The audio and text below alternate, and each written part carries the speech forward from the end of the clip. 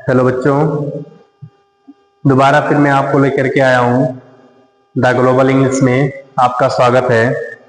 कल मैंने आपको डिस्क्राइब कर दिया था sentence, words, letter, English, grammar, grammar क्या होता है, ये सारी चीजें I had already described about them. Okay, today just I am going to start afterwards what I taught you yesterday. जो कल मैं आपको पढ़ाया था उसी के आगे मैं पढ़ाने जा रहा हूं। सेंटेंस का डेफिनेशन कल मैंने बताया था कि सेंटेंस क्या होता है। उसके बाद मैंने आपको बताया था कि sentence it is a very important topic for you. ठीक है, ये बहुत ही इंपॉर्टेंट टॉपिक है। ये चीज मैंने कल ही आपसे मैंने डिस्क्राइब कर दिया था। ठीक है ना, कल मैंने डेफिनेशन बता दिया था सेंटेंस का। अब उसी सेंटेंस में थोड़ा सा मैं और एडवांस लेवल में चल रहा हूं। ठीक है, देखिए सेंटेंस, देखिए सेंटेंस तो हर कोई जानता है सेंटेंस क्या होता है। अ ग्रुप ऑफ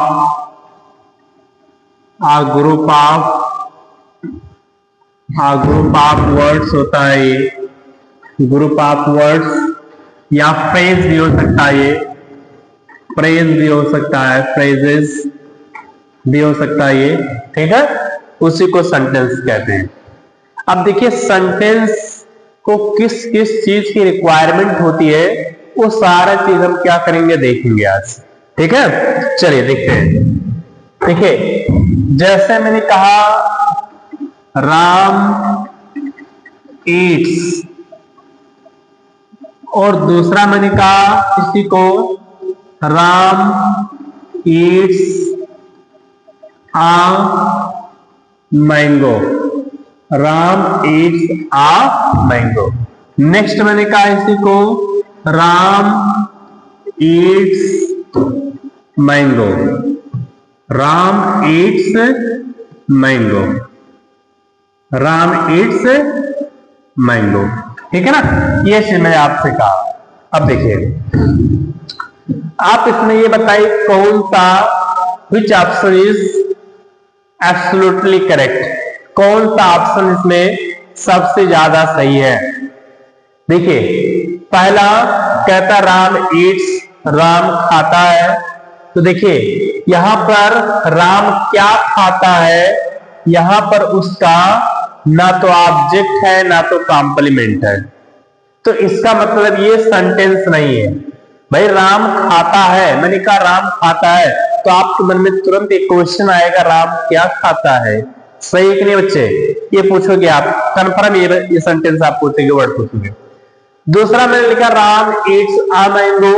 राम, अब आप बहुत बच्चे क्या होते हैं इस एक का अर्थ, एक का अर्थ वो बच्चे एक निकालने लगते हैं। ऐसा ही समझ लेते, बहुत सारे बच्चे ऐसे समझ लेते हैं कि राम एक आम खाता है। ऐसा नहीं है बाबू, ये एक का मतलब तो एक होता है, कोई दिक्कत नहीं है, लेकिन यहाँ एक की काउंटिंग एक में नहीं हो रही है। यहाँ यूज है एज ए आर्टिकल। देखिए मतलब इंडियंस में क्या होता है ना, भारतीय में, इंडिया में क्या होता है, मतलब उसका अर्थ निकालना लगता है, इससे ज्यादा वो सही नहीं कर पाते हैं। अर्थ पे ज्यादा ना ध्यान करें, याद रखो आप इंग्लिश अगर आप सीखना चाहते हो तो। राम ईट्स आ मैंगो, ऐसा नहीं कि राम एक आम खाता है, ऐसा नहीं, इसका अर्थ क्यों हो गया राम आम खाता है। अब देखो मैंने कहा राम खाता है, तो राम क्या खाता है, आपके मन में ये तुरंत आपका ये क्वेश्चन आ जाएगा कि राम एक आम खाता है। अब देखो इसमें आपका ये सब्जेक्ट है, ये वर्ब है, ये ऑब्जेक्ट है, सही हो गया। दूसरा अब इसका मैंने लिख दिया राम ईट्स मैंगो, राम आम खाता है यहां पर भी। लेकिन सुनो ये सेंटेंस सही है लेकिन 101% नहीं सही है। सेंटेंस ये सही है लेकिन 101% नहीं सही है। क्यों, देखो बाबू ये आपका है नाउन, ये क्या है नाउन, और नाउन से पहले जो आता है वो हो जाता है एडजेक्टिव, हो जाता है, क्या हो जाता है एडजेक्टिव। तो क्या ये वर्ब है, ये वर्ब कहां से एडजेक्टिव बन जाएगा, इसका मतलब ये भी सेंटेंस आपका क्या हो गया, गलत हो गया। इसीलिए मैंने लिखा था ऊपर राम ईट्स आ मैंगो। अब देखो यहां पर कहानी क्या है, ये देखो बाबू, ये आपका नाउन है, ये आपका नाउन है, ये आर्टिकल है। और आर्टिकल जो होता है, ये जो आर्टिकल होता है, ये एडजेक्टिव का भी वर्क करता है, काम करता है। ये नाउन हो गया। नाउन से पहले हमें क्या चाहिए? एडजेक्टिव चाहिए, और नाउन से पहले हमारा एडजेक्टिव यूज हो गया, कॉन्सेप्ट हमारा सही हो गया। कॉन्सेप्ट हमारा क्या हो गया? सही हो गया। सही है कि नहीं? अब देखो, सेंटेंस होने के लिए क्या क्या चाहिए? सेंटेंस होने के लिए क्या क्या चाहिए, ये चीज मैं डिस्क्राइब करता हूं। सेंटेंस होने के लिए क्या क्या चाहिए? टू बी सेंटेंस, आप हेडिंग करना चाहे तो आप हेडिंग कर सकते हैं, टू बी सेंटेंस। सेंटेंस होने के लिए क्या क्या चाहिए? सेंटेंस होने के लिए क्या क्या चाहिए? देखो, सेंटेंस होने के लिए सबसे पहले तो भाई सेंटेंस है तो उसमें आपका सब्जेक्ट होगा। उसमें क्या होगा? सब्जेक्ट होगा। उसमें सब्जेक्ट एक हेल्पिंग वर्ब हो सकता है, एक आपका मेन वर्ब हो सकता है, और एक आपका ऑब्जेक्ट हो सकता है, या कॉम्प्लीमेंट हो सकता है, या कॉम्प्लीमेंट हो सकता है। ये आपका हो सकता है। दूसरा देखो, और क्या हो सकता है? दूसरा, अगर कोई सेंटेंस लिखा है तो सब्जेक्ट हो सकता है, वो हेल्पिंग वर्ब हो सकता है, वो सपोर्टिंग वर्ब हो सकता है, वो मेन वर्ब हो सकता है, प्लस ऑब्जेक्ट हो सकता है, और प्लस क्या हो सकता है? कॉम्प्लीमेंट हो सकता है। ये हो सकता है, प्लस कॉम्प्लीमेंट हो सकता है। तो इस सेंटेंस होने के लिए ये चीज आपके लिए बहुत ही इंपॉर्टेंट है। सेंटेंस होने के लिए ये फार्मूला समझ जाओ कि बहुत ही इंपॉर्टेंट है। ये चीज होना चाहिए, ये उसमें होना चाहिए सेंटेंस में, तभी आपका सेंटेंस होगा। Subject, helping verb plus main verb plus object या कॉम्प्लीमेंट। या बाय चांस अगर आपका हेल्पिंग वर्ब नहीं दिया है तो subject plus main verb plus object या कॉम्प्लीमेंट, ये दोनों का होना बहुत इंपॉर्टेंट है। ऑब्जेक्ट या कॉम्प्लीमेंट नहीं होगा तो समझ जाना कि वो सेंटेंस ही नहीं है। ऑब्जेक्ट और कॉम्प्लीमेंट नहीं है तो समझ जाना कि वो सेंटेंस ही नहीं है बाबू। ठीक है? अब देखो, एग्जाम्पल की बात जैसे मैं करता हूं, जैसे मैंने कहा सी, जैसे मैं करता हूं example, she prepares tea for me,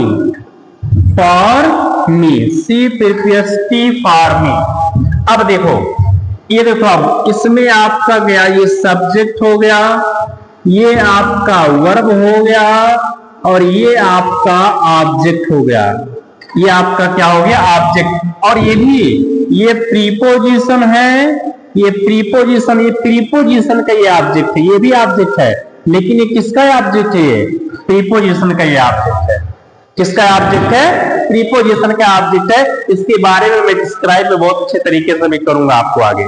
okay, तो देखो, सब्जेक्ट, मेन वर्ब, ऑब्जेक्ट आपका क्या हो गया? ये सेंटेंस हो गया। ये क्या हो गया? ये सेंटेंस हो गया। दूसरा, नेक्स्ट में बात करूं, she has been taken tea with us. अब देखो, यहां पर देखो, चलिए अंडरलाइन कीजिए, कौन क्या है?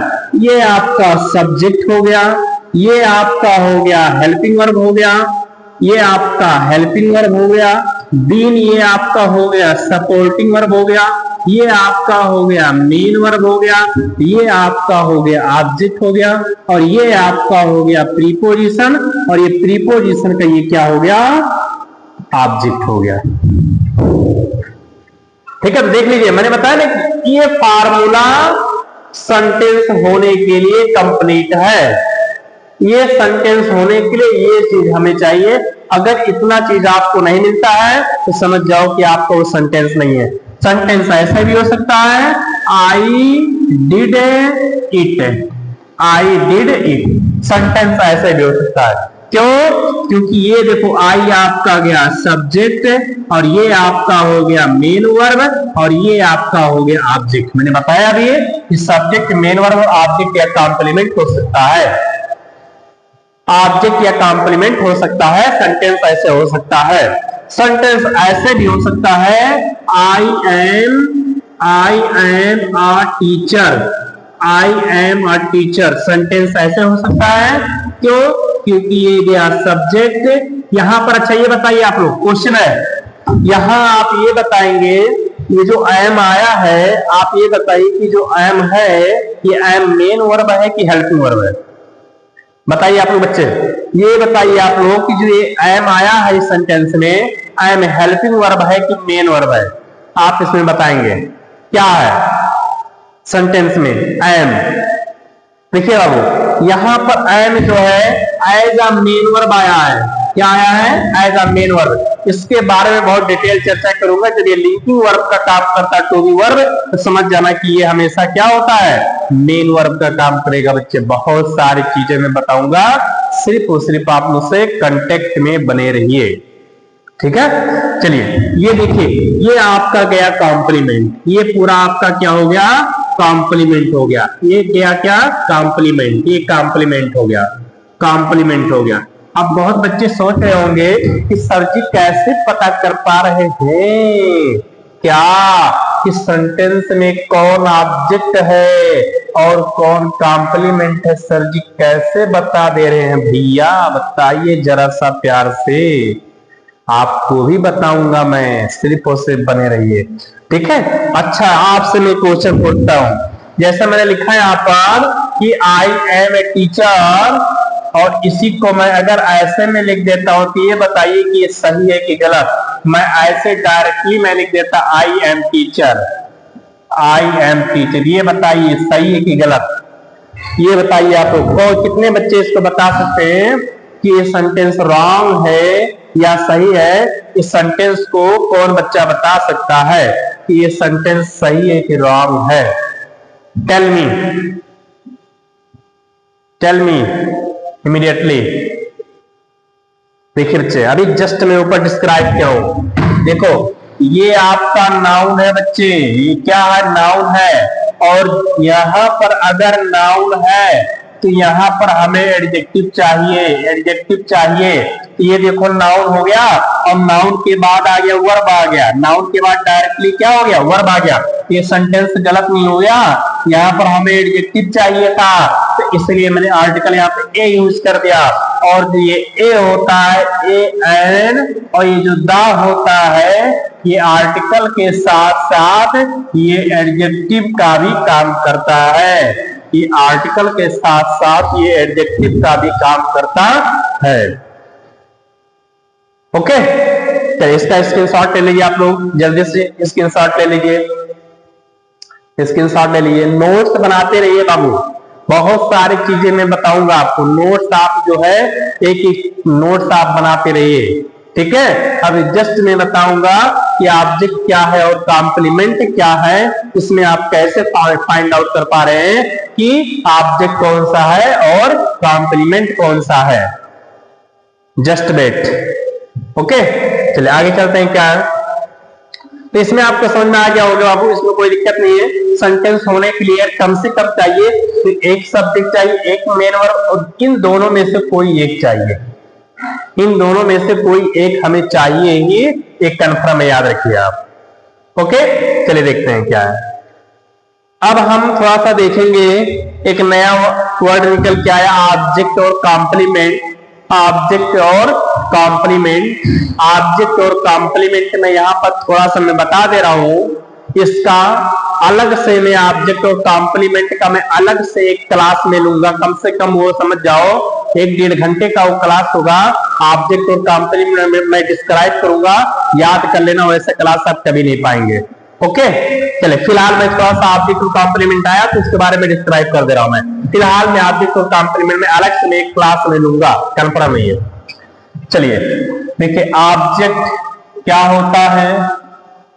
ऑब्जेक्ट, पहली बात तो याद रखो, ऑब्जेक्ट दो तरह से होता है। एक आपका होता है डायरेक्ट ऑब्जेक्ट होता है, और एक आपका क्या होता है, इनडायरेक्ट ऑब्जेक्ट होता है। एक आपका क्या होता है, डायरेक्ट ऑब्जेक्ट होता है, और एक आपका क्या होता है, इनडायरेक्ट ऑब्जेक्ट होता है। ये क्या होता है, इनडायरेक्ट ऑब्जेक्ट होता है। जैसे जैसे अब मैंने कहा ही gave me a book, he gave me a book। अब बताइए इसमें कौन सा डायरेक्ट ऑब्जेक्ट है, कौन सा इनडायरेक्ट ऑब्जेक्ट है, कौन सा डायरेक्ट ऑब्जेक्ट है, कौन सा इनडायरेक्ट ऑब्जेक्ट है। ये देखिए, ये आपका यहाँ पर ये डायरेक्ट ऑब्जेक्ट है और यहाँ पर आपका इनडायरेक्ट ऑब्जेक्ट है। यहाँ पर आपका इनडायरेक्ट ऑब्जेक्ट है। ये हम ये कह सकते हैं कि डायरेक्ट ऑब्जेक्ट के अंतर्गत नॉन लिविंग थिंग्स आते हैं, और इनडायरेक्ट के अंतर्गत आपकी कौन से वस्तु आते हैं, कौन से चीज आते हैं, लिविंग थिंग्स आती है बाबू, लिविंग थिंग्स आती है, लिविंग थिंग्स आती है। ठीक है, अब सुनो, ये तो ये हो गया। अच्छा, मैं चाहता हूं कि डायरेक्ट ऑब्जेक्ट को मैं पहले लिख दूं और इनडायरेक्ट को मैं बाद में लिख दूं, तो इसको कैसे लिखेंगे, कोई लिखकर इसको बता सकता है? इसको मैं और दूसरी तरीके से मैं कैसे लिख सकता हूं, इसको दूसरी तरीके से कैसे लिख सकते हैं, इसको दूसरी तरीके से कैसे लिख सकते हैं?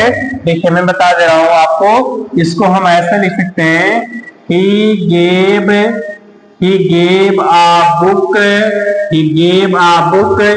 to me, he gave a book to me।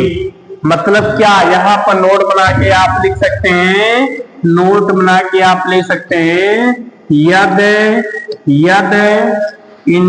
Direct object को पहले लिखेंगे, पहले लिखते हैं तथा इनडायरेक्ट ऑब्जेक्ट को बाद में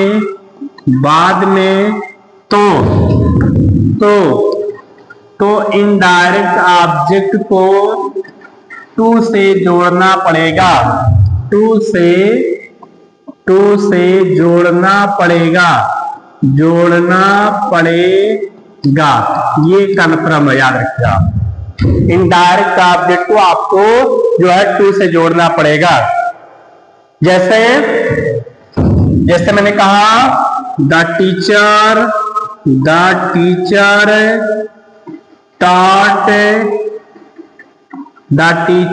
taught me हिंदी yesterday। अब देखिए यहाँ पर कौन सा डायरेक्ट है, कौन सा इनडायरेक्ट। मैंने बताया यहाँ पर जो नॉन लिविंग होगा वो आपका क्या हो जाएगा, वो आपका डायरेक्ट ऑब्जेक्ट हो जाएगा, और जो लिविंग होगा वो इनडायरेक्ट ऑब्जेक्ट हो जाएगा। और इनडायरेक्ट को अगर आप बाद में लिखना चाहते हैं तो इसको हम कैसे लिख सकते हैं, इसको हम ऐसे लिख सकते हैं, the teacher taught Hindi to me yesterday। ये आपको ऐसे जो है सेंटेंस को आपको क्या करना पड़ेगा, फॉर्मेट आपको करना पड़ेगा। You will have to do this way। Okay, आपको यही तरीका आपको यूज करना है। समझ में आया कि नहीं? तो आप ये देख सकते हैं कि ऑब्जेक्ट दो तरह से होता है, एक आपका डायरेक्ट ऑब्जेक्ट होता है, आपका इनडायरेक्ट होता है। डायरेक्ट के अंतर्गत नॉन लिविंग हो गए और ये लिविंग हो गया इनडायरेक्ट के अंतर्गत। ओके बच्चों, किसी को अगर कोई समस्या हो तो जरूर मुझे कमेंट बॉक्स में बताएं कि सर ये ऐसे नहीं ऐसे होगा, सर क्या दिक्कत है, क्या समझ में आ रहा है कि नहीं समझ में आ रहा है, ये जरूर आप बताओ। ओके, और इसी के साथ जो मेरा चैनल है द ग्लोबल इंग्लिश, इसको भी साथ अपने साथ सबका विकास लेकर के आप चलते रहिए। ओके, चलिए आगे चलते हैं। क्या है, तो ये ऑब्जेक्ट के बारे में थोड़ा सा मैंने बताया कि ऑब्जेक्ट दो तरह से होते हैं। अब ऑब्जेक्ट होता क्या रियलिटी में मैं बता रहा हूं आपको, ऑब्जेक्ट होता क्या रियलिटी में मैं आपको बता रहा हूं। देखिए,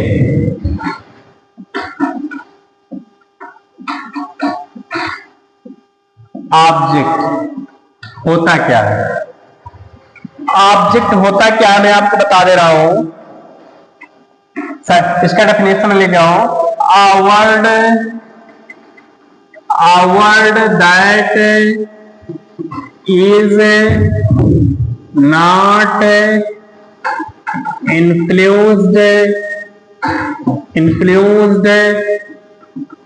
by subject, एक ऐसा वर्ड जो सब्जेक्ट के द्वारा प्रभावित ना हो उसी को ऑब्जेक्ट कहते हैं। उसी को क्या सॉरी एक गलत मैंने लिख दिया, ये इज नॉट नहीं, यहां पे लगाना पड़ेगा आपको। एक ऐसा वर्ड जो है जो किसके द्वारा प्रभावित हो जाए, a word that is influenced, यहां नॉट बना हटा लीजिए आप। A word that is influenced by the subject, जो सब्जेक्ट के द्वारा प्रभावित हो जाए उसी को हम क्या कहते हैं, ऑब्जेक्ट कहते हैं। और कॉम्प्लीमेंट क्या होता है, कॉम्प्लीमेंट क्या होता है, कॉम्प्लीमेंट क्या होता है कि a word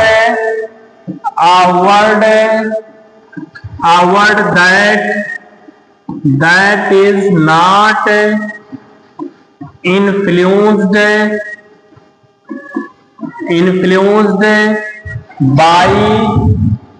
by the subject, जो सब्जेक्ट के द्वारा प्रभावित ना हो उसी को कॉम्प्लीमेंट कहते हैं।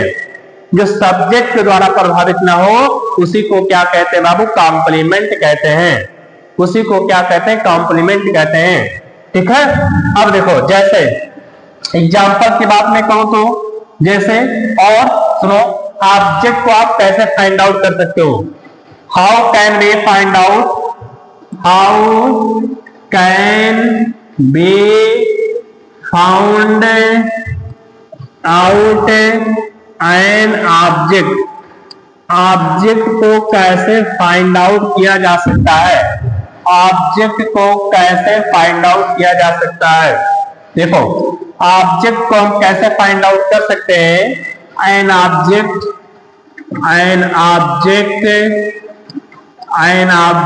Can be found out by what by what or whom, by what or whom, by what or whom, यानी आप जो है क्या या किसे या किसको, इनका प्रयोग करके आप जो है ऑब्जेक्ट को फाइंड आउट कर लेंगे। आप जो है इनका प्रयोग करके आप ऑब्जेक्ट को फाइंड आउट कर लेंगे।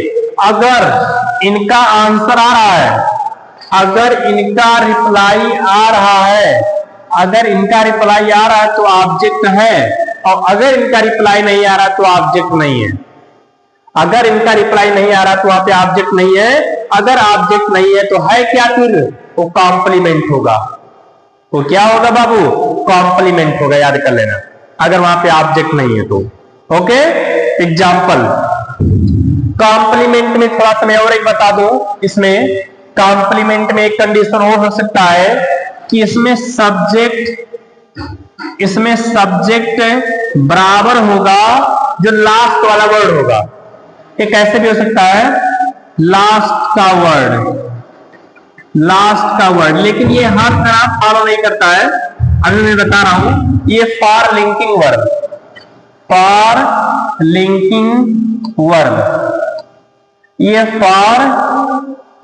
वर्ब के लिए, ये सिर्फ लिंकिंग वर्ब के लिए काम करेगा फार्मूला, बाकी अन्य के लिए काम नहीं करेगा।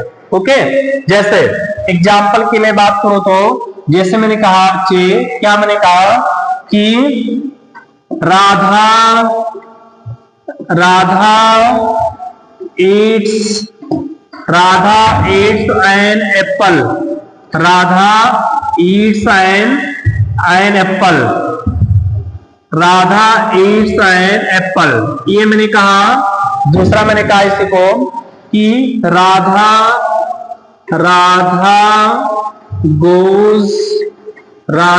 goes to Delhi, Radha goes to Delhi. अब देखिए इसमें क्या है, देखो मैंने कहा Radha eats an apple, Radha सेब खाती है। क्वेश्चन करो राधा क्या खाती है? Radha eats what? Radha eats what? देखो राधा क्या खाती है? सेब खाती है। क्या का आंसर आ रहा है? और जब क्या का आंसर आ रहा है तो समझ जाना कि ये आपका ऑब्जेक्ट है, और जब ये ऑब्जेक्ट है तो समझ जाना कि ये सेंटेंस है। ऑब्जेक्ट है तो सेंटेंस है, ऑब्जेक्ट है तो सेंटेंस है। ओके, और जब ऑब्जेक्ट है तो समझ जाना कि ये आपका ट्रांजिटिव वर्ब भी मैं कह सकता हूं इसको, ये ट्रांजिटिव वर्ब भी है। अगर ऑब्जेक्ट है तो ट्रांजिटिव वर्ब है। दूसरा, फिलहाल हमें फाइंड देखना है ऑब्जेक्ट और कॉम्प्लीमेंट में what is the difference between object and complement. Object और कॉम्प्लीमेंट में हमें डिफरेंस देखना है, बाकी इसको हम बाद में चर्चा करेंगे। ओके, वर्ब में हम चर्चा करेंगे। दूसरा कहता राधा गोज टू दिल्ली, राधा दिल्ली जाती है। अच्छा ये बताओ क्या राधा के दिल्ली जाने से कोई भूकंप आ जाएगा? दिल्ली में भूचाल आ जाएगा कि किसी को प्रभाव पड़ेगा? जब किसी को प्रभाव नहीं पड़ेगा भैया तो उसे हम क्या कहते हैं? कॉम्प्लीमेंट कहते हैं। और क्वेश्चन करके देख लो, इन शब्द का प्रयोग करके आप यूज कर लो। एक्सपेरिमेंट कराता हूं मैं यहाँ पे, रटाने वाला सिस्टम नहीं है। राधा गोज टू दिल्ली, राधा दिल्ली जाती है। राधा क्या जाती है? बैठ रहा है। राधा किसे जाती है? बैठ रहा है।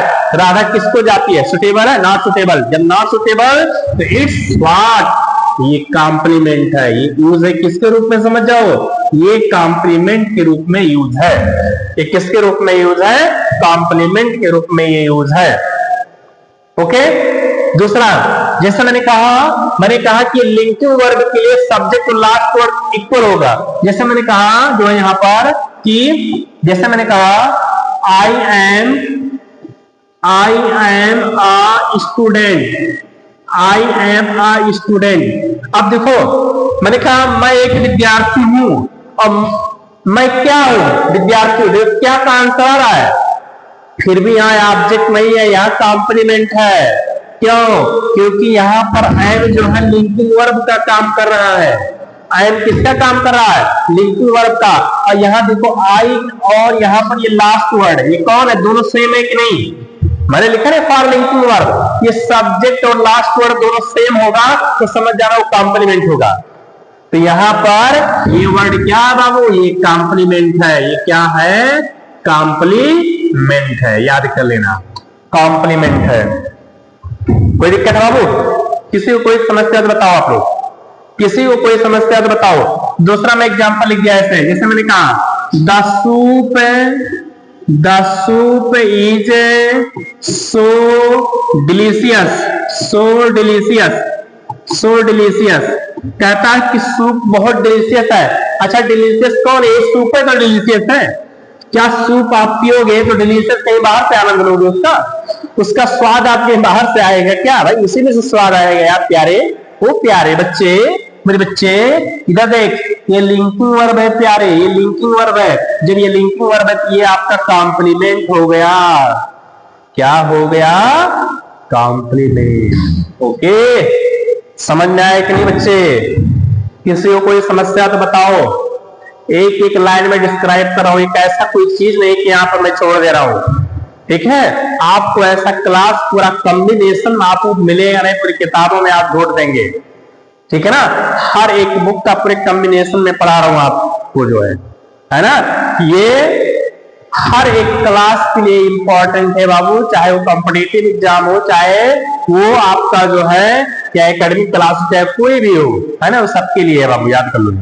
ओके, चलिए आगे चलते हैं। क्या है? I hope you will understand well.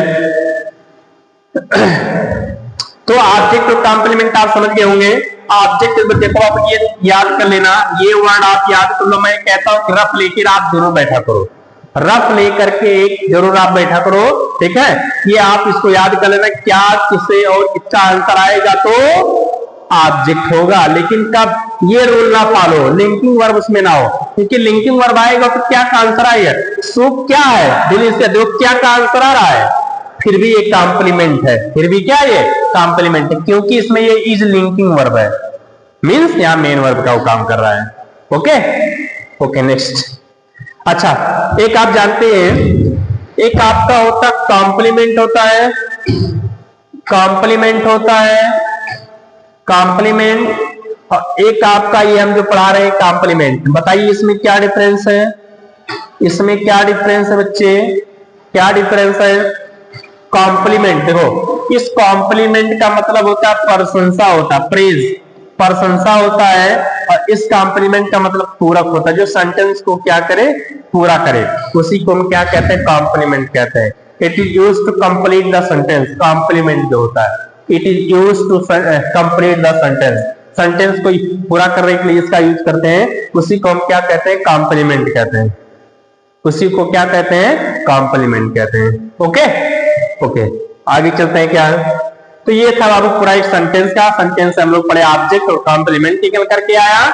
Object को मैंने जो डिफाइन किया कि जो प्रभावित ना हो, और अच्छा जैसे मैंने कहा, अच्छा यहां पे देख लो, राधा ईट्स एन एप्पल, मैंने कहा कि जो सब्जेक्ट के द्वारा प्रभावित हो जाए, ठीक है। तो अच्छे तो राधा अगर सेब खाएगी तो एक ऐसा कंडीशन आ जाए कि राधा पूरा सेब खा जाएगी, राधा पूरा सेब खा जाएगी, सही है कि नहीं। तो प्रभावित नहीं हुआ, प्रभाव पड़ा कि नहीं पड़ा, पड़ेगा बाबू पड़ेगा, ठीक है।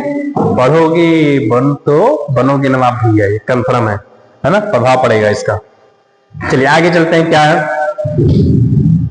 अब सेंटेंस में फिर थोड़ा सा रिवर्स चलते हैं। ऑब्जेक्ट और कॉम्प्लीमेंट हो गया, दिक्कत नहीं होना चाहिए, मैंने आपको बताया ये कि ऑब्जेक्ट और कॉम्प्लीमेंट का मैं अलग से एक क्लास ले लूंगा, ठीक है। फिलहाल यहाँ सेंटेंस में पढ़ा रहा हूं तो बीच में बताना अच्छा नहीं है, उसका मैं स्पेशली एक क्लास ले लूंगा ऑब्जेक्ट और कॉम्प्लीमेंट में, आपको कभी कोई समस्या नहीं होगा, फिलहाल आपको ऐसे समझ में आ गया होगा। ओके चलिए, सेंटेंस देखिए,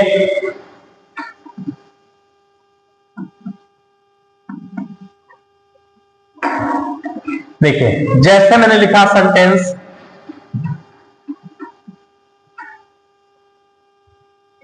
Ram is preparing his examination,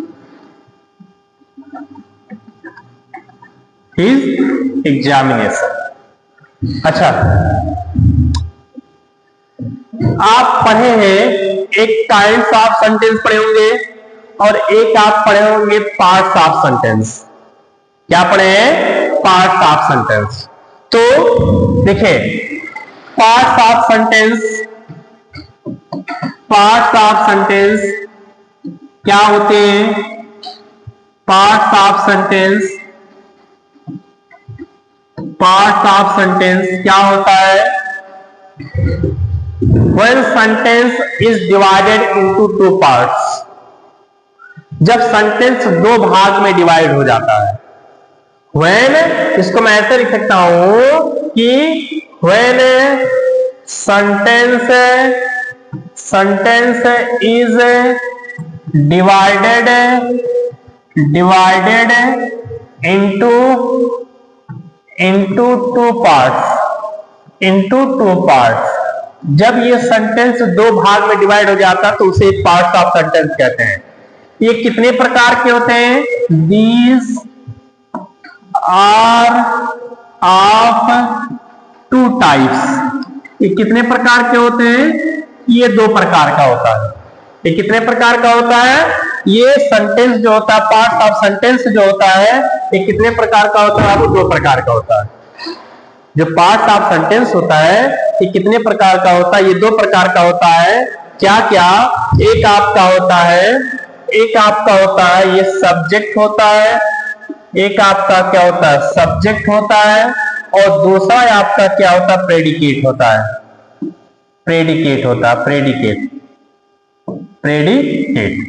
फिलहाल अगर बहुत ज्यादा अगर डीप जाए तो इसमें एक आप पढ़े होंगे, कभी कभी मतलब ऐसा होता है कि लिखा रहता है चार प्रकार के, कभी कभी बता देता है वो ऐसा बता दे, कभी कंपाउंड, एक सब्जेक्ट, एक प्रेडिकेट, तो दूसरा तीसरा की बात करेगा क्या, एक कंपाउंड सब्जेक्ट और कंपाउंड प्रेडिकेट। तो इसमें बहुत ज्यादा आपको उलझने की जरूरत नहीं है, इसको मैं नोट बना करके मैं आपको थोड़ा सा मैं ऐसे डिस्क्राइब कर दे रहा हूं मैं कि एक आपका अगर मैं बात करूं तो एक आपका होता है कंपाउंड सब्जेक्ट, कंपाउंड सब्जेक्ट होता है, बस थोड़ा सा मैं डिस्क्राइब कर दूंगा आप समझ जाएंगे।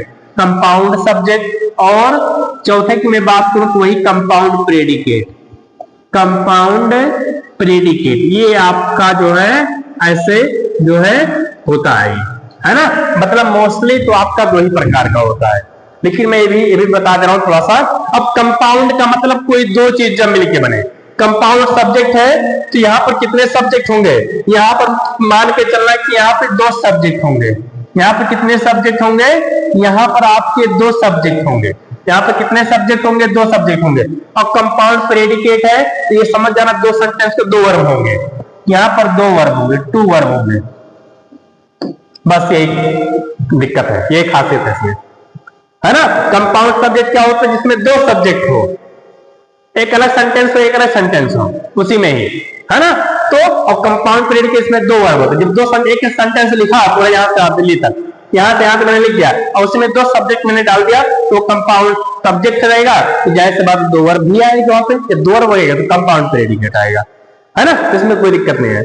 चलिए प्रेडिकेट क्या होता है, देखिए सब्जेक्ट क्या होता है, सब्जेक्ट क्या होता है कोई बताएगा। It is the door of, it is the door of the sentence, sentence, it is the door of the sentence. अब डोर का मतलब दरवाजा मत समझ लेना, डोर का मतलब दरवाजा मत समझ लेना। डोर मतलब दरवाजा होता है, सही है, कोई दिक्कत नहीं है। यहाँ डोर का मतलब, ये डोर का मतलब, ये डोर मतलब दरवाजा होता है, इसका मतलब होता है दरवाजा होता है, और इसका मतलब होता है कर्ता होता है, कर्ता, है ना, कर्ता होता है, ठीक है। ये सब्जेक्ट होता है, आप जानते होंगे, भली बात जानते हैं।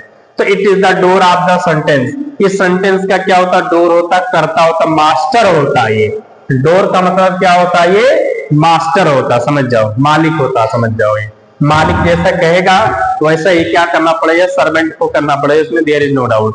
ओके। प्रेडिकेट क्या होता है, प्रेडिकेट क्या होता है, हम ये कह सकते हैं कि सेंटेंस जो शेष भाग होता है वो किसके बारे में जानकारी देता है, सब्जेक्ट के बारे में जानकारी देता है। तो हम क्या कहेंगे, it tells us, it tells us complete knowledge, it tells us complete knowledge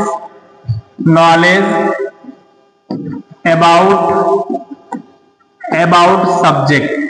जो सब्जेक्ट के बारे में कंप्लीट नॉलेज देता है उसी को हम क्या कहते हैं, प्रेडिकेट कहते हैं।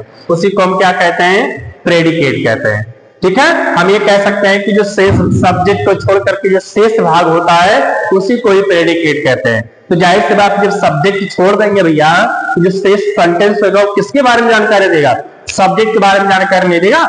देखो बाबू, मैं एक बात में क्लियर कर दे रहा हूं, मैं यहाँ पर पढ़ाने आया हूँ, याद कर लो, मैं आपको मैं रटाने नहीं आया हूँ, पूरा एकदम कॉन्सेप्चुअल तरीके से मैं आपको पढ़ाने आया हूँ। ऐसा नहीं कि बस केवल बोर्ड तक सीमित रहे, ऐसा नहीं, मैं ऐसा पढ़ाऊंगा कि आपके माइंड तक हमेशा सीमित रहेगा वो। ओके। चलिए एग्जाम्पल मैंने लिखा तो मैं यहाँ पे समझा दे रहा हूँ। देखिए अब अगर कोई, अच्छा ये बताओ, एक और याद रखो आप, एक और ये चीज याद रखो, जो भी मैं नोट बनाता चलूं उसको आप नोट बना के जरूर आप अपने रफ में, कॉपी में, कहीं भी आप उसको नोट डाउन जरूर कर लिया करो, क्योंकि नोट जो होता है, स्टार जो होता है, बहुत इंपॉर्टेंट होता है। और जो एक्सेप्शन होता है एग्जाम में, क्या होता है, जो सब नोट लिखाते हैं, जो एक्सेप्शन लिखाते हैं, मोस्टली क्वेश्चंस वही से ही पूछता है ना, याद रखो, ये चीज मैंने देखा है। तो नोट मैंने क्या कहा, अच्छा कोई पूछे कि सब्जेक्ट कौन सा पार्ट ऑफ स्पीच हो सकता है, सब्जेक्ट क्या क्या हो सकता है, कोई बता सकता है सब्जेक्ट का कौन सा पार्ट ऑफ स्पीच हो सकता है, कोई बता सकता है कमेंट बॉक्स में, सब्जेक्ट का कौन सा पार्ट ऑफ स्पीच हो सकता है? कोई बता सकता है? देखो बाबू, सब्जेक्ट जो होता है, सब्जेक्ट आपका या तो नाउन होगा, सब्जेक्ट आपका या तो नाउन होगा या तो प्रोनाउन होगा, और कोई दूसरा पार्ट ऑफ स्पीच नहीं हो सकता है, और कोई दूसरा पार्ट ऑफ स्पीच नहीं हो सकता है। या तो नाउन होगा या तो प्रोनाउन होगा, इट इज कंफर्म। ओके, ये कंफर्म है, याद कर लेना। ठीक, जैसे देखो ऊपर मैंने लिखा है, देखो ये राम है, ये नाउन है, और ये नाउन है तो ये सब्जेक्ट है, मतलब शुरुआत के लिए सेंटेंस की शुरुआत में जाहिर सी बात है किससे होती है, सब्जेक्ट सही होती है ना। तो ये सब्जेक्ट है और देखो ये नाम है, मैंने बताया ये नाउन हो सकता है, प्रोनाउन भी हो सकता है। अभी मैं और एग्जांपल लिखता हूं, देखो ये सब्जेक्ट हो गया और ये इज प्रिपेयरिंग हिज एग्जामिनेशन, वह मतलब अपने परीक्षा की तैयारी कर रहा है। और ये नॉलेज किसके बारे में बता रहा है, ये कौन परीक्षा की तैयारी कर रहा है, ये राम तो परीक्षा की तैयारी कर रहा है भाई। परीक्षा की तैयारी कौन कर रहा है, मैंने कहा हु इज प्रिपेयरिंग, यहां मैं ऐसे क्वेश्चन जोड़ दूं, यहां पर मैं अगर ऐसे क्वेश्चन में जोड़ दूं कि who is preparing his examination, कौन अपने परीक्षा की तैयारी कर रहा है, तो आप तुरंत कहेंगे सर वो कौन है, राम है। कौन है, राम है भैया। अभी दिवाली हम लोग सेलिब्रेट किए, ठीक है, बहुत ही ग्रांड तरीके से जो सेलिब्रेट किए। ओके, समझ में आया कि नहीं, मैंने बताया ना, देखो मैं रटाने का काम नहीं करता हूं प्यारे। It tells us complete knowledge about subject, जो किसके बारे में कंप्लीट नॉलेज देता है, सब्जेक्ट के बारे में, उसी को हम कहते हैं प्रेडिकेट। तो जब ये आपका सब्जेक्ट हो गया, ये शेष पार्ट क्या हो गया, ये शेष पार्ट आपका प्रेडिकेट हो गया प्यारे। फिर क्या हो गया, प्रेडिकेट हो गया। क्या हो गया, प्रेडिकेट हो गया। ओके, इसको आप, अच्छा यहां पर मैं और एग्जांपल बता सकता हूं, यहां पर देखिए, यहां पर मैं और एग्जांपल बता सकता हूं, एग्जांपल यहां पर मैं बता सकता हूं। जैसे मैंने कहा Ram and Shyam, Shyam are playing cricket, playing cricket.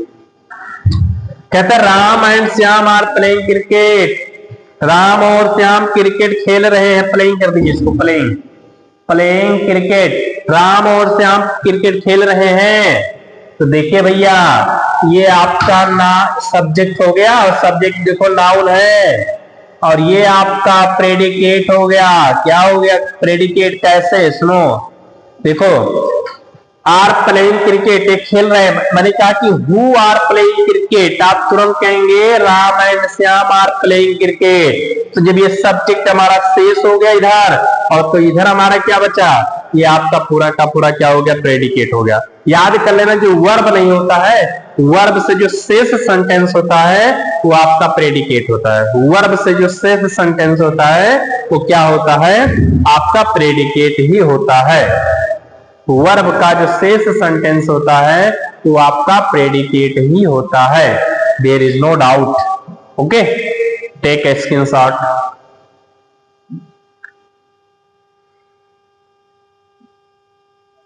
समझ में आ रहा होगा बाबू, ठीक है। ये मान के चलिए आपके लिए सब कुछ कर रहा हूं मैं, मेहनत कर रहा हूं आपके लिए, तो आपका भी कर्तव्य बनता है कि जो मेरा चैनल है द ग्लोबल इंग्लिश, इसको आप प्रेस कीजिए, बेल आइकन दबाइए, सब्सक्राइब कीजिए और सब्सक्रिप्शन भी करवाइए इसको, जो है ना, अपने फ्रेंड के साथ, अपने रिलेटिव को, आप किसी मित्र जितने भी हैं गांव में कहीं भी हैं, पढ़ लिख रहे हैं, है ना, तो उसको बताइए कि बेस्ट कंटेंट सर प्रोवाइड करवा रहे हैं, one of the best content है ये, ठीक है। ओके, चलते हैं। अब देखिए ये सब्जेक्ट और प्रेडिकेट हो गया, जिसे हमने नाम दिया पार्ट्स ऑफ सेंटेंस, जिसे हमने क्या नाम दिया, पार्ट्स ऑफ सेंटेंस। सेंटेंस बहुत ही डीप तरीके से मैं पढ़ाऊंगा, बहुत डीपली तरीके से हम पढ़ा रहे हैं। यहां पर ऐसा कोई टॉपिक नहीं है कि यहां पर आपका छूटा हुआ है, सारी की सारी चीजें मैं यहां पर आपको मैंने डिस्क्राइब कर दिया। ओके, चलिए पार्ट्स ऑफ सेंटेंस के बाद, पार्ट्स ऑफ सेंटेंस के बाद अब हम लोग क्या पढ़ेंगे, kinds of sentence. Parts of sentence के बाद अब हम लोग क्या पढ़ेंगे, काइंड्स ऑफ सेंटेंस। चलिए बताइए काइंड्स ऑफ सेंटेंस कितने होते हैं, काइंड्स ऑफ सेंटेंस कितने होते हैं।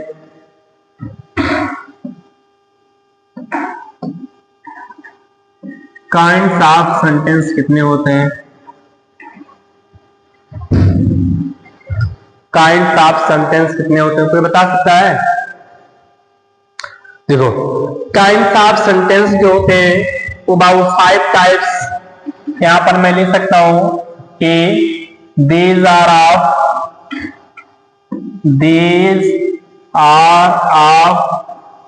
5 टाइप्स। ये कितने प्रकार के होते हैं? 5 प्रकार के होते हैं। कितने प्रकार के होते हैं? 5 प्रकार के होते हैं। क्या क्या? कितने प्रकार के होते हैं? क्या क्या? जैसे मैंने कहा कि पहला क्या होता है? Assertive sentence. पहला क्या होता है? Assertive sentence. Assertive sentence. Assertive sentence ये 2 प्रकार का होता है। ये 2 प्रकार का होता है। पहला आपका जो होता है अफर्मेटिव सेंटेंस होता है। अफर्मेटिव या इसी को डिक्लेरेटिव सेंटेंस भी कहते हैं। डिक्लेरेटिव रेटिव कैसा रहेगा? डिक्लेरेटिव रेटिव सेंटेंस, डिक्लेरेटिव सेंटेंस भी कहते हैं। दूसरा आपका क्या होता है? निगेटिव सेंटेंस होता है। क्या होता है? निगेटिव सेंटेंस होता है। Negative sentence. तो असर्टिव सेंटेंस जो होता है वो 2 प्रकार का होता है। एक आपका अफर्मेटिव या डिक्लेरेटिव सेंटेंस कह सकते हैं उसको, और दूसरा आपका होता है निगेटिव सेंटेंस होता है। ओके, नेक्स्ट दूसरा जो होता है आपका वो क्या होता है? Interrogative sentence. Interrogative sentence. Interrogative, intro नहीं होता बाबू, इंटेरोगेटिव सेंटेंस होता है। इंटेरोगेटिव सेंटेंस होता है, ठीक है? इंटेरोगेटिव सेंटेंस होता है। ये भी आपका, ये भी मैं अगर मैं थोड़ा सा नीचे से लिख रहा हूं, ये भी आपका 2 प्रकार सही होता है, समझ जाओ। यहां पर लिख दो थोड़ा सा, interrogative, interrogative sentence. Interrogative sentence, sentence ये भी 2 प्रकार का होता है। एक होता है WS type, WS type, WS type, और दूसरा आपका होता है हेल्पिंग वर्ब। हेल्पिंग वर्ब यानी इसको हम लोग यस या नो कहते हैं। यस या नो टाइप जिसे हम कह सकते हैं, है ना? इसमें क्वेश्चन पूछते हैं यस या नो टाइप। ओके, नेक्स्ट आपका क्या होता है? थर्ड जो होता है वो आपका होता है इंपरेटिव सेंटेंस।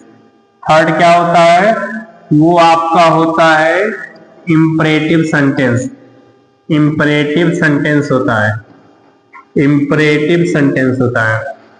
फोर्थ जो होता है वो आपका होता है optative sentence. Optative sentence, optative sentence होता है। ओके, फिफ्थ जो होता है वो होता है एक्सक्लेमेटरी सेंटेंस। एक्सक्लेमेटरी सेंटेंस ये आपकी जो है there are 5 types of sentence. Sentence के 5 प्रकार होते हैं। ये आप इसको क्या कर सकते हैं? आप ये देख सकते हैं। इसको आप नोट डाउन कर लीजिए।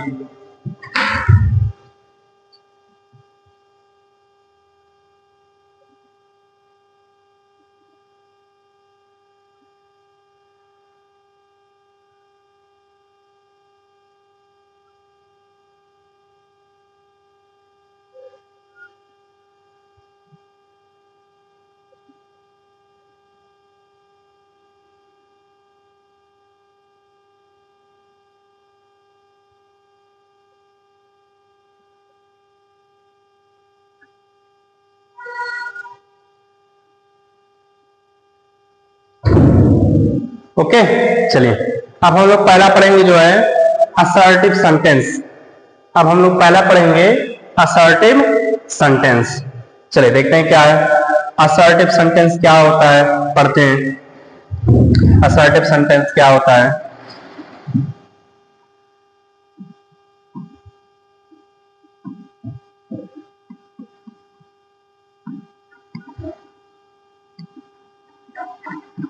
असर्टिव सेंटेंस क्या होता है?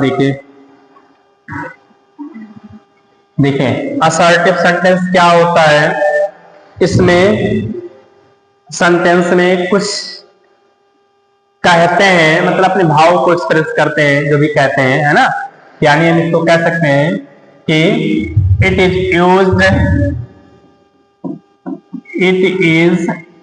Used to assert, it is used to assert, assert माने कहना, यानी assertive sentence का प्रयोग करते हैं कुछ कहने के लिए, ठीक है ना। assert माने कहना, ठीक है ना। assert का मतलब क्या होता है, से कहना, ओके। अब ये कि जैसे एग्जाम्पल में बात करूं, एग्जाम्पल की मैं बात करूं, जो है assertive sentence के एग्जाम्पल की मैं बात करूं, और assertive sentence देख लो, ये नोट बना के आप लिख लेना थोड़ा सा, ये बहुत ज्यादा आप सब कुछ जानते हैं, इसमें हमें बहुत ज्यादा बताने की जरूरत नहीं है, ठीक है। ये sentence assertive sentence, assertive sentence, sentence will be end with full stop। ये फुल स्टॉप से लास्ट में क्या होगा, फुल स्टॉप होगा, है ना। इसकी इस सेंटेंस की जो एंडिंग होगी वो क्या, किससे होगी, फुल स्टॉप से होगी, है ना, याद कर लेना, ठीक है। एग्जाम्पल, एग्जाम्पल देखो, जैसे मैंने कहा she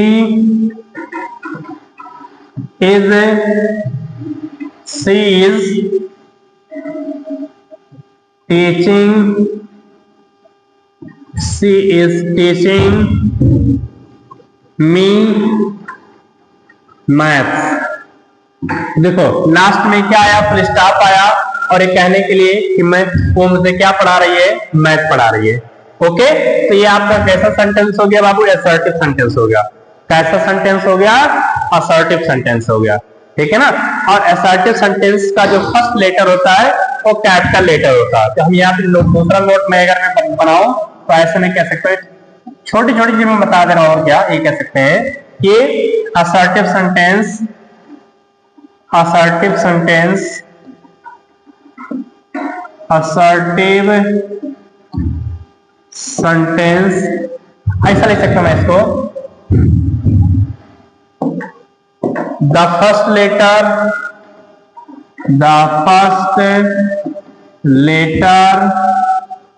of assertive sentence, the first letter of assertive sentence will be start with capital letter, okay. इसकी शुरुआती किससे होगा, कैपिटल लेटर। जैसे देख सकते हैं क्या है, सी, पहला लेटर क्या है, कैपिटल लेटर है, ओके। चलिए अब देखो, ये दो प्रकार का होता है असर्टिव सेंटेंस। एक आपका क्या होता है, एक आपका क्या होता है, अफर्मेटिव सेंटेंस होता है। एक आपका क्या होता है, अफर्मेटिव सेंटेंस होता है। अफर्मेटिव सेंटेंस क्या होता है, अफर्मेटिव सेंटेंस का डेफिनेशन मैं लिखूं तो क्या लिखूंगा इसका, it is used to show the affirmation, जिसमें क्या हो, अफर्मेशन हो, और अफर्मेशन आर, ये मैं कह सकता हूं, और एक्सेप्टेंस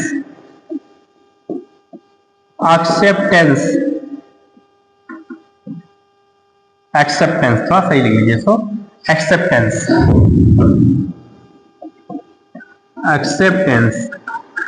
ये, ठीक है ना। इस असर्टिव अफर्मेटिव सेंटेंस में क्या होता है, इसमें अफर्मेशन हो, इसमें ये पता चले क्या सेंटेंस को एक्सेप्ट किया गया है या तो वहां पर अफर्मेशन का भाव है, okay.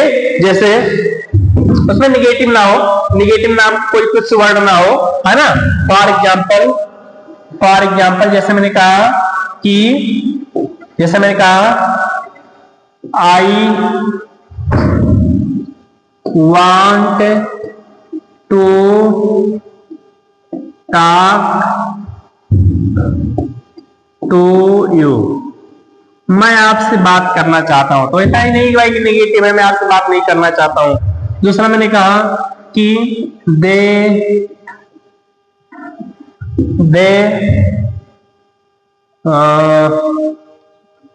Went to Agra to see the Taj Mahal.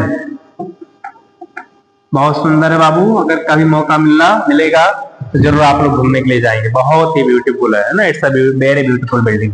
Okay, कहता दे वो कहाँ गए ताजमहल देखने के लिए, आगरा गए। तो ऐसा नहीं क्यों नहीं गए, वो गए भाई ताजमहल देखने के लिए। तो एक ऐसा सेंटेंस अफर्मेटिव सेंटेंस है, मतलब जहाँ पे अफर्मेशन हो उसी को हम क्या कहेंगे, अफर्मेटिव सेंटेंस कहेंगे। उसी को हम क्या कहेंगे, अफर्मेटिव सेंटेंस कहेंगे। उसी को क्या कहेंगे हम, अफर्मेटिव सेंटेंस कहेंगे। ठीक है, इसको लिख लीजिए, इसको उसके बाद नेक्स्ट पेज ले लें, इसको नोट डाउन कर लीजिए, आप लोग नोट डाउन कर लीजिए।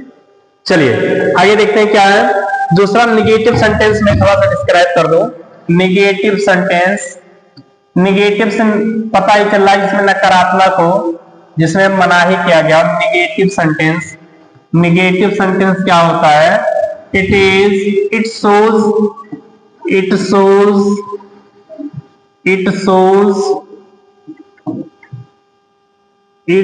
shows refusal और डिनायल। डिनायल मत लिख देना यार, डिनाई से डिनायल बना, रिफ्यूज से रिफ्यूजल, जिसे मनाही किया गया हो, है ना, जिसे मना किया गया हो, याद कर लो, है ना। जैसे एग्जाम्पल की मैं बात करूं तो जैसे मैंने कहा सी नेबर टेल्स आ लाई, वो कभी झूठ नहीं बोलती है। वो कभी ऐसा नहीं किया, तो लोग कुछ ऐसे वर्ड होते हैं इसमें नॉट नहीं आएगा फिर भी वो निगेटिव होगा। ठीक है, सी नेबर्स टेल्स आ लाई। दूसरा मैंने कहा कि I do not take tea, मैं चाय नहीं पी, I do not take tea, मैं चाय नहीं पीता हूं, टेक टी, मैं चाय नहीं पीता हूं, है ना। दूसरा मैंने कहा ही forbade me